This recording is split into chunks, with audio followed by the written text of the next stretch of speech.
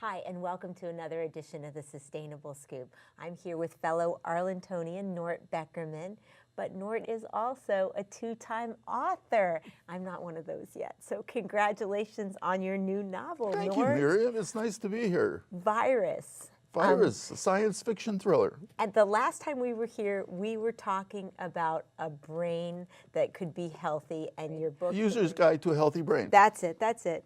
User's Guide to a Healthy Brain. So now, what brings you to science fiction?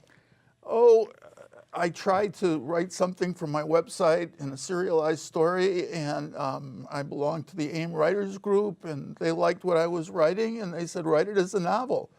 So after 6 years, 7 manuscripts, several beta readers, a very patient editor, Virus was born. I had to learn how to write fiction. They told me I was a science writer, but they threw out all the science that I was interested in. You mean this isn't going to really happen? Thank goodness. Well, you know, I mean, I doubt it, but, you know, Virus is with us. Well, I want to say that the thing that I think is interesting when you call it science fiction, there's a little bit of wondering about where we came from and what the past really is, especially in terms of evolution. And then basically the setting is today or any day that an incident like this would happen. And then even as you read through, you're contemplating the future and also how we will deal with things that we don't quite understand. Well, you know, I mean, that just sort of happened. I tried to be very factual in the book. I tried to make sure that everything I say is very factual. There are no 2 full moons in 1 month. Yeah, I heard about that. You know, I can't sit and write like most writers do. I can't go in at 9 o'clock and finish writing at 2 or something like that. My characters exist in their own reality. Right, right. It's different than ours, but it's in a reality, and I have to be invited in. Right, because actually you're writing in several different realities. I can't remember being so transfixed.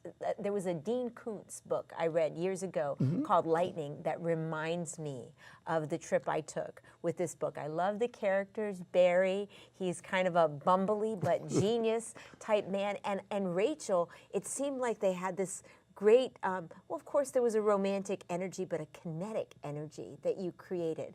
And that just came right out of your head. And I didn't know it until people started telling me about it. Well, this should be made into a movie. I definitely see that. But you kind of left us wanting more. So well, will there be more? I'm writing a sequel right now. And the sequel has to do with some of the things that have happened to Barry. But I don't want to tell you too much about what it is. But Barry gets to be a basket case, and Rachel helps straighten him out. Oh, really? Well, it's a classic love story.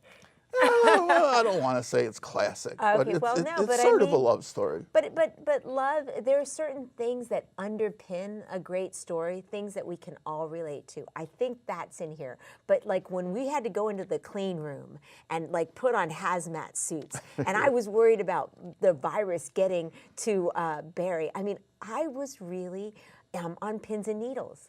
And speaking of pins and needles, it's cold outside, so it would be such a good idea to curl up with a book. Well, thank you. Maybe thank you. You don't want a virus, but you could read about virus. Right. So how do people get their hands on your book? Well, they can go to my website, which is www.nortbeckerman.com. They can buy it at Amazon. It's available on Kindle.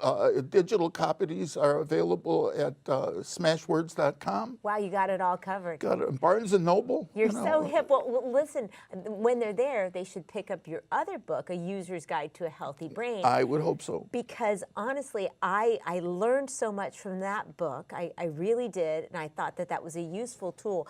But this was an exercise of my brain, and I know that that's what you like to teach people to do, to think hard and exercise their brain. I do, and I'm very pleased that you say that, because it just sort of came forth, and what can I say? Well, I want to congratulate the people who convinced you to continue to write, and I hope you'll do that again and come and see us again when your next book is done or when they make the movie. I sure will, and I have to tell you that they gave me a really good gift. Yeah. And thank you very much. Well, they should give you a wonderful review as well, which I will do. Thanks. So I want to thank all of you for watching another edition of the Sustainable Scoop. You see what's going on here in Arlington? We're just awesome. You join us again, and in the meantime, back to the news desk.